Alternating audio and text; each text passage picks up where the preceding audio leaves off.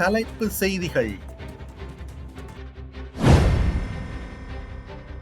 16 ஆண்டுகளின் பின் தீவிரமடைந்துள்ள சிக்கன்குனியா. பூநகரியில் அரச காணிகளில் அத்துமீறல். இனப்படுகொலைக்கு எதிரான கருத்தை அமைச்சர் விஜித மீளப்பெற வேண்டும்.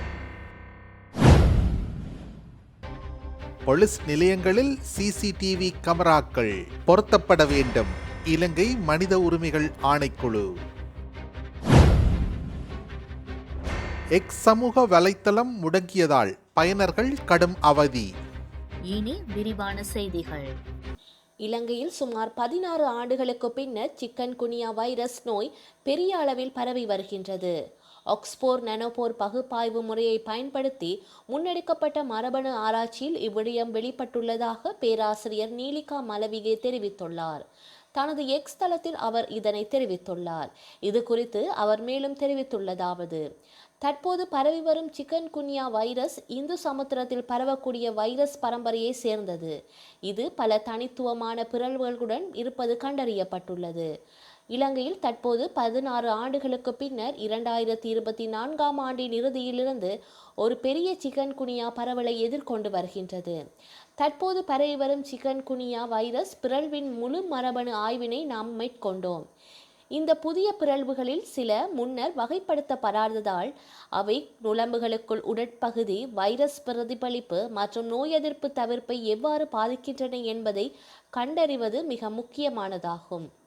கிளிநொச்சி பூநகரி பிரதேச சபைக்கு உட்பட்ட பகுதியில் சட்டவிரோத கடைகளை அகற்ற சென்ற பூநகரி பிரதேச சபை செயலாளர் உள்ளிட்ட அரச உத்தியோகத்தர்களின் கடமைகளுக்கு இடையூறு விளைவிக்கப்பட்டமை தொடர்பில் போலீஸ் நிலையத்தில் முறைப்பாடு செய்யப்பட்டுள்ளது. சம்பவம் தொடர்பில் மேலும் தெரிய வருவதாவது: யாழ்ப்பாணம் மன்னார் பிரதான வீதியில் நாச்சுக்குடா சந்திக்கு அருகாமையில் உள்ள அரச காணிகளுக்குள் வியாழக்கிழமை இரவு அனுமதியற்ற முறையில் தற்காலிக கடைகள் கட்டப்பட்டுள்ளன. அவற்றில் சில இரும்பினால் ஒட்டப்பட்ட கடைகளாகவும் காணப்படுகின்றன. இது தொடர்பில் தகவல் அறிந்த பிரதேச சபை செயலாளர், வருமான வரி பரிசோதகர் உள்ளிட்ட அரச உத்தியோகத்தர்கள் குறித்த இடத்திற்கு சென்று அனுமதியற்ற கடைகளை உடனடியாக அகற்ற வேண்டும் என அறிவுறுத்தியுள்ளனர். அத்துடன் அது தொடர்பிலான அறிவுறுத்தல்களையும் கடைகளில் ஒட்டியுள்ளனர். அந்நேரம் கும்பல் ஒன்று அரச உத்தியோகத்தரின் கடமைகளுக்கு இடையூறு விளைவித்ததுடன் அவர்களை அச்சுறுத்தும் வகையில் செயற்பட்டு அவர்களை காணொலி எடுத்துள்ளனர். அதேவேளை பூநகரி பிரதேச சபை எல்லைக்குள் சட்டவிரோத கட்டுமான பணிகள், அரச காணிகளில் அத்துமீறிய செயற்பாடுகள் உள்ளிட்ட அனைத்து செயற்பாடுகளுக்கு எதிராகவும் சட்ட நடவடிக்கை எடுக்கப்படும் என பூநகரி பிரதேச சபை செயலாளர் ரத்தினம் தயாபரன் தெரிவித்துள்ளார். இலங்கையில் இனப்படுகொலை இடம்பெற்றதாக குறிப்பிடுபவர்களுக்கு எதிராக கடும் சட்ட நடவடிக்கை எடுக்கப்படும் என்று குறிப்பிட்ட கருத்தை வெளிவிவகார அமைச்சர் விஜித்த ஹேரத் உடனடியாக மீளப்பெற வேண்டும். இனப்படுகொலை குற்றச்சாட்டை எதிர்கொள்ள இலங்கைக்கு முதுகெலும்பு இல்லை. அரசாங்கத்தின் நிலைப்பாடு கேலிக்கூத்தானது. நிலைப்பாட்டை மாற்றிக்கொள்ள வேண்டும் என்று தமிழ் தேசிய மக்கள் முன்னணியின் தலைவரும் யாழ் மாவட்ட பாராளுமன்ற உறுப்பினருமான கஜேந்திரகுமார் பொன்னம்பலம் வலியுறுத்தியுள்ளார். பாராளுமன்றத்தில் வெள்ளிக்கிழமை நடைபெற்ற குற்றவியல் நடவடிக்கை முறை சட்டக்கோவை திருத்தச் சட்டமூலம் மற்றும் வெளிநாட்டு கடன்கள் நீக்குதல் சட்டமூலம் மீதான விவாதத்தில் உரையாற்றுகையிலே அவர் இவ்வாறு குறிப்பிட்டுள்ளார். நாடளாவிய ரீதியில் உள்ள அனைத்து போலீஸ் நிலையங்களிலும் சிசிடிவி கேமராக்கள் பொருத்தப்பட வேண்டும் என இலங்கை மனித உரிமைகள் ஆணைக்குழு தெரிவித்துள்ளது. விசேடமாக போலீஸ் நிலையங்களில் உள்ள சிறை கூண்டுகளில் சிசிடிவி கேமராக்கள் பொருத்தப்பட வேண்டும் என ஆணைக்குழு தெரிவித்துள்ளது. பல்வேறு குற்றச்சாட்டுகளின் கீழ் கைது செய்யப்படும் சந்தேக நபர்கள் போலீஸ் நிலையங்களில் சிறை கூண்டுகளில் உயிரிழக்கும் சம்பவங்கள் கடந்த சில நாட்களாக அதிகரித்து வருகின்றன. இதனை தடுப்பதற்காக இந்த நடவடிக்கை எடுக்கப்பட்டுள்ளதாக இலங்கை மனித உரிமைகள் ஆணைக்குழு தெரிவித்துள்ளது. மட்டக்களப்பு அக்கரைப்பற்று ஆலையடி வேம்பு பிரதேசத்தில் ஆசிரியர் மற்றும் அதிபர் ஆகியோர் வாழ்வெட்டுக்கு இலக்காகி படுகாயமடைந்த நிலையில் வைத்தியசாலையில் அனுமதிக்கப்பட்டுள்ளதாக போலீசார் தெரிவித்துள்ளனர். ஆலையடி வேம்பு பிரதேசத்தில் விசேட பயிற்சி செயலமர்வு தொடர்பாக வெள்ளிக்கிழமை மாலை பாடசாலை மாணவி ஒருவருக்கு அறிவிப்பதற்காக அவரது வீட்டுக்கு சென்ற ஆசிரியர் மற்றும் அதிபரே இவ்வாறு வாழ்வெட்டுக்கு இலக்காகி படுகாயமடைந்துள்ளனர். வாழ்வெட்டு தாக்குதலை மேற்கொண்ட நபர் கைது செய்யப்பட்டுள்ளதாக அக்கரைப்பற்று போலீசார் தெரிவித்துள்ளனர். சம்பவம் தொடர்பில் மேலும் தெரிய வருவதாவது: ஆலையடு வேம்பு பிரதேசத்திலுள்ள பாடசாலையில் கல்வி கற்று வரும் போத்த சாதாரண தர மாணவர்களுக்கு விசேட பயிற்சி செயலமர்வு ஒன்று தம்பட்டை பிரதேசத்தில் சனிக்கிழமை இடம்பெற உள்ளது. விசேட பயிற்சி செயலமர்வுக்கு செல்வதற்கு மாணவர்களை ஸ்ரீ ராமகிருஷ்ணா தேசிய பாடசாலைக்கு முன்னால் ஒன்று கூடுமாறு அதிபரின் உத்தரவுக்கமைய மாணவர்களின் வீட்டிற்கு சென்று அறிவிப்பதற்காக சம்பவ தினம் குறித்த ஆசிரியர் மாணவி ஒருவரின் வீட்டிற்கு மோட்டார் சைக்கிளில் சென்றுள்ளார். இந்த நிலையில் குறித்த மாணவிக்கு அறிவித்துவிட்டு அங்கிருந்து வெளியேற முற்பட்ட ஆசிரியரை மாணவியின் சகோதரன் வாளால் வெட்டி தாக்கியதுடன் மோட்டார் சைக்கிளை அடித்து உடைத்துள்ளார். ஆசிரியர் தனக்கு நேர்ந்த கதியை அதிபருக்கு தெரிவித்ததை அடுத்து அதிபர் அங்கு சென்று ஆசிரியரை காப்பாற்ற முற்பட்ட போது அவர் மீதும் மாணவியின் சகோதரன் வாழ்வெட்டு தாக்குதல் மேற்கொண்டதுடன் அவரது மோட்டார் சைக்கிளையும் அடித்து உடைத்துள்ளார். இதனையடுத்து வாழ்வெட்டு தாக்குதலில் காயமடைந்த ஆசிரியர் அதிபர் ஆகிய இருவரும் அக்கரைப்பற்று ஆதார வைத்தியசாலையில் அனுமதிக்கப்பட்டுள்ளனர். இந்த தாக்குதலை மேற்கொண்டவரை கைது செய்துள்ளதாகவும் அவர் மது போதையில் இருந்துள்ளதாகவும் குறித்த நபரை நீதிமன்றத்தில் ஆஜர்படுத்த நடவடிக்கை எடுக்கப்பட்டுள்ளதாகவும் போலீசார் தெரிவித்துள்ளனர். இச்சம்பவம் தொடர்பாக மேலதிக விசாரணைகளை அக்கரைப்பற்று போலீசார் மேற்கொண்டு வருகின்றனர்.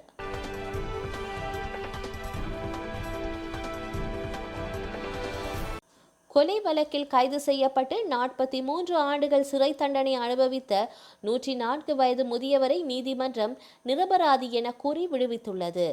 உத்தரப்பிரதேச மாநிலம் ஆகஸ்ட் 16 1977 ஆண்டு இரு குழுக்களுக்கு இடையே நடந்த மோதலில் பிரபு சரோஜ் என்ற நபர் கொல்லப்பட்டார். இந்த கொலை வழக்கில் லக்கான் உள்ளிட்ட 4 பேர் கைது செய்து சிறையில் அடைக்கப்பட்டனர். 1982 ஆண்டு 4 நபர்களுக்கும் ஆயுள் தண்டனை விதித்து பிரக்யாட் நீதிமன்றம் தீர்ப்பளித்தது. இந்த தீர்ப்பை எதிர்த்து நால்வரும் அகலாபாத் உயர் நீதிமன்றத்தில் மேல்முறையீடு செய்தனர். மேல்முறையீடு வழக்கு விசாரணை நடைபெறும் போதே லக்கானை தவிர மற்ற 3 உயிரிழந்துவிட்டனர். மேல்முறையீடு வழக்கு விசாரணை முடிவடைந்து கடந்த மே மாதம் 2 தீர்ப்பளித்த அகலாபாத் உயர் நீதிமன்றம் 42 ஆண்டுகளுக்கு பின்னர் லக்கானை நிரபராதி என கூறி விடுவித்தது. சிறைச்சாலை பதிவுகளின்படி கௌஷாமி மாவட்டத்தில் உள்ள கௌரோ கிராமத்தை சேர்ந்த லக்கான் 1921 ஆண்டு பிறந்துள்ளார். சிறையிலிருந்து விடுவிக்கப்பட்ட அவர் தற்போது தனது மகள் வீட்டில் வசித்து வருகின்றார். டில்லியில் நடந்த நிதி ஆயோக் கூட்டத்திற்கு பின்னர் பிரதமர் மோடியை முதல்வர் ஸ்டாலின் தனியே சந்தித்துள்ளார். டில்லியில் பாரத மண்டபத்தில் பிரதமர் மோடி தலைமையில் நடந்த நிதி ஆயோக்கின் 10வது நிர்வாக குழு கூட்டத்தில் தமிழகத்தின் சார்பில் முதல்வர் ஸ்டாலின் சந்தித்து பேசியுள்ளார். இதில் தமிழகத்திற்கு தர வேண்டிய நிதி குறித்து ஸ்டாலின் வலியுறுத்தி பேசியுள்ளார். இது குறித்தும் சமூக வலைதளத்தில் அறிக்கையொன்றை வெளியிட்டிருந்தார். இந்த சந்திப்பின் போது தமிழகத்தில் சார்ந்த கோரிக்கைகள் சார்ந்த மனுவை வழங்கியதாக தகவல்கள் வெளியாகியுள்ளன. தொழிலதிபர் எலான் மாஸ்கிற்கு சொந்தமான எக்ஸ் சமூக வலைத்தளம் முடங்கியுள்ளதால் பயனர்கள் கடும் அவதி அடைந்துள்ளனர்.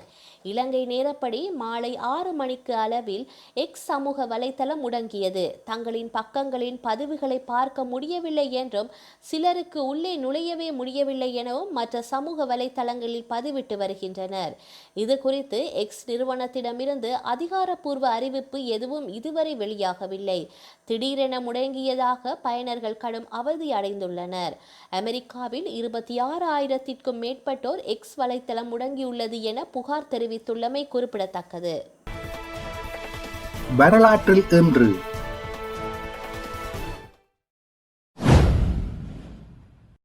1985 வங்காளதேசத்தில் இடம்பெற்ற சூறாவளியில் 10,000 பேர் வரையில் உயிரிழந்தனர்.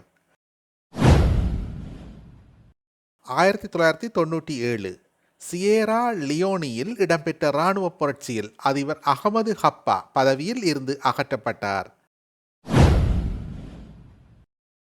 2002 சீன விமானம் ஒன்று தாய்வானில் வெடித்து சிதறியதில் 225 பேர் உயிரிழந்தனர்.